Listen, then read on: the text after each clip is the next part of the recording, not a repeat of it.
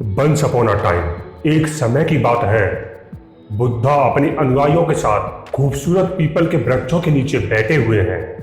वह मिट्टी के एक टुकड़े को पृथ्वी से अपने हाथों पर लेते हैं। भ्राताओं, इस मिट्टी के टुकड़े की अगर गाया शीशा पहाड़ी से तुलना की जाए तो कौन बड़ा है?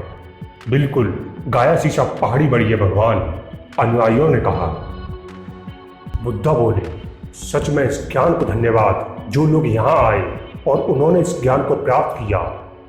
वह दी हुई शिक्षाओं की रोज अभ्यास कर रहे हैं। उनका दुख दर्द बहुत कम है उनकी तुलना में जो अज्ञानी है।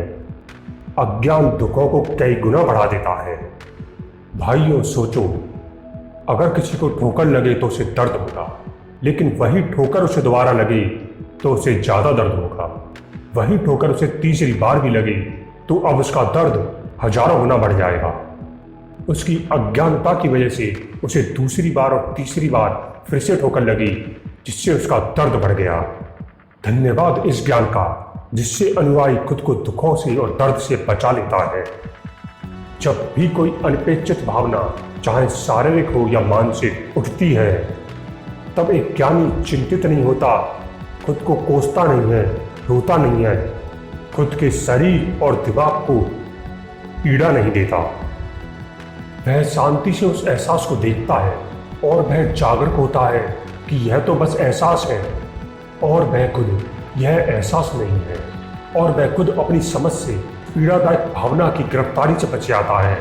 दर्द उसे पकड़ नहीं पाता। जब भी उसे शारीरिक या मानसिक दर्द उठता है, वह यह तो जानता है कि यह दर्द है, लेकिन वह यह भी जानता है कि वह खुद यह दर्द नहीं है। तो वह खुद की शांति को नहीं होता, चिंतित नहीं होता, डरता नहीं है, खुद को कोसता नहीं है। तो यह दर्दनाक एहसास एक ज्ञानी के अंदर, सही अभ्यासी के अंदर बड़ा नहीं हो पाता, उसको तबाह नहीं कर पाता।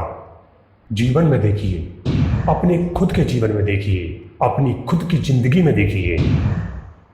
जब भी आपको पीड़ा होती है, वह शारीरिक हो या मानसिक, तब एक चट्टान की तरह खड़े रहने के लिए तूफान के दौरान बीच समुद्र में आपको रोना नहीं है, खुद को कोसना नहीं है कि मैं यहां कैसे फंस गया, बल्कि आपको पूरी बहादुरी और निर्भीकता के साथ खड़े रहना है।